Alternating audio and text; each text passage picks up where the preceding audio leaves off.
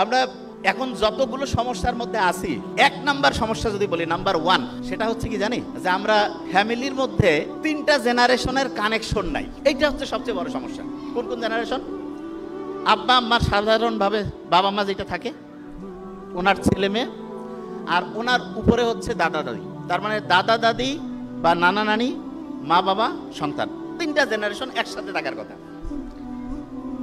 3টা জেনারেশনের একটার সাথে আরেকটা ঠিকভাবে কানেকশন না হওয়ার কারণে যতগুলো প্রবলেম এখানে আমার কাছে আসছে, সবগুলো প্রবলেম দেখলাম এই একটা জায়গাতে এর সমাধান আছে। জাস্ট একটা জায়গা। এবং সেই সমাধানটা আমরা আজকে ইনশাআল্লাহ খুব দ্রুত করে ফেলতে পারবো।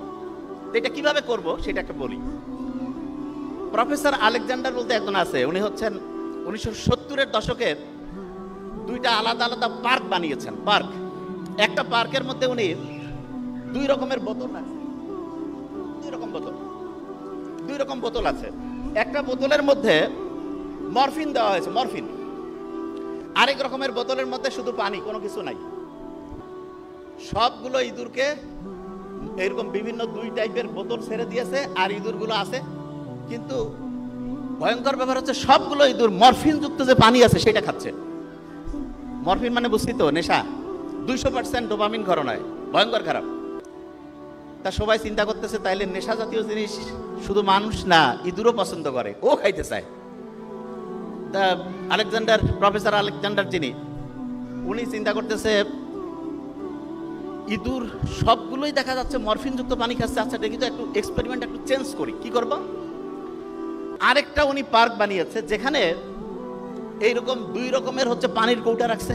এক জায়গায় আছে মরফিন মিশানো পানি, আরেক জায়গায় এমনি।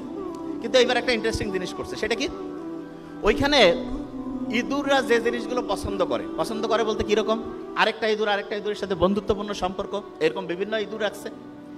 এবং ওইখানে হচ্ছে মূলত র্যাট, তারা যা পছন্দ করে, তাদের পূর্বপুরুষ, তার পরের পুরুষ, এরকম বিভিন্ন রকমের হচ্ছে ইঁদুরের বংশধরকে বিভিন্ন রকম করে কমিউনিটি, একটা সোসাইটির মতো তৈরি করে দিয়েছে।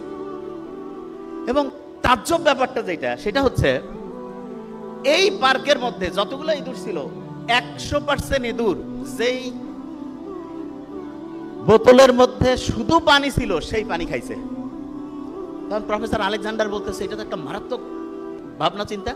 তার মানে একটা পার্ক, র্যাট পার্ক, সেটা যদি ইঁদুররা খেলাধুলার ব্যবস্থা থাকে, তারা যে এরকম জিনিস পছন্দ করে, সে এখানে একটা জিনিস অনেকে মনে হয় বুঝতে পারেনি, যে আচ্ছা 2টাই তো পার্ক, পার্থক্য কি? পার্থক্য একটা ছিল, প্রথম যে পার্কটা ছিল সেটা ছিল একটা কারাগারের মতো। কারাগার বলতে সেইখানে শুধু 1টা 2টা ইঁদুরে থাকতো, বেশি ইঁদুর রাখতো না। আর আরেকটা জায়গায় বড় একটা পরিসরে অনেকগুলো ইঁদুর রাখছে, এবং ওইখানে দেখা গেছে প্রত্যেকে মরফিন যুক্ত পানি খায়নি, মরফিন ছাড়া স্বাভাবিক যে হচ্ছে পানি সেটা খাইছে। তা আমাদের যে বাড়িগুলো, এই বাড়িগুলো বর্তমানে হয়ে গেছে ইঁদুরের খাঁচার মতো। এই যে ফ্ল্যাট, এক একটা 1200-1500 স্কোয়ার ফিট ফ্ল্যাটের মধ্যে কি হয়, আব্বা আম্মা থাকে, মানে হাজব্যান্ড ওয়াইফ, বাচ্চা 1টা 2টা 3টা, এই তো। এবং প্রত্যেকের আলাদা আলাদা রুম। তার মানে প্রত্যেকে এক একটা হচ্ছে ইঁদুরের খাঁচার মধ্যে ঢুকে গেল। ওইখানে হচ্ছে তার নেশার মধ্যে কি আছে, মরফিনের চাইতে নেশা বেশি আছে একটা জিনিসের, সেটা হচ্ছে ডিজিটাল যে ডিভাইস আছে। এইখানে এটা কেমনভাবে ওরা অ্যাসেম্বল করছে, আমরা নর্মালি মরফিন খাইলে 200% হয় না, 200% হচ্ছে ডোপামিন ক্ষরণ হয়, মানে ভালো লাগার পার্সেন্টেজ আর 200 হয়। আর কেউ যদি মোবাইলের মধ্যে ধরা যাক কোনো ফেসবুকিং করতেছে, কোনো হচ্ছে যে গেম খেলতেছে, তারপরে ধরা যাক কোনো অশ্লীল কোনো জায়গায় যাচ্ছে, তাহলে 250% পর্যন্ত ডোপামিন ক্ষরণ হয়। তার মানে একাকী একটা ইঁদুর থাকলে যেমন মরফিন পান করে, এইরকম একাকী যদি হচ্ছে দেখা যায় ছোট্ট ছেলে মেয়েরা থাকে, তাদেরও কিন্তু এরকম মরফিনের চাইতে বেশি নেশা, এইটাতে অ্যাডিক্টেড হওয়ার সম্ভাবনা সবচেয়ে বেশি। তাহলে প্রশ্ন হলো যে এটা থেকে বাঁচার বুদ্ধিটা কি? বুদ্ধি খুব সহজ।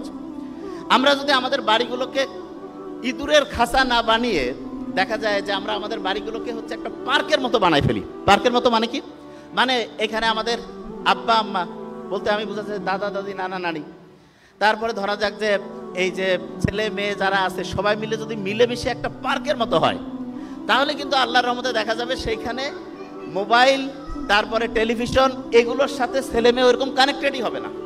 দেখা যাবে সে অটোমেটেড ফ্যামিলির সাথে কানেক্টেড থাকবে। কেন? কারণ মানুষের নেচার হচ্ছে, মানুষকে বানিয়েছে একজনের সাথে আরেকজনকে কানেক্টেড করে। কিন্তু যখন এই কানেক্টিভিটিটা থাকে না, তখন আমরা অটোমেটেড কি হয়, দেখা যায় যে কানেকশন নাই, তখন ইঁদুর একা একটা কেজের মধ্যে থাকলে যে অবস্থা হয় সেই অবস্থার মধ্যে পড়ে যায়।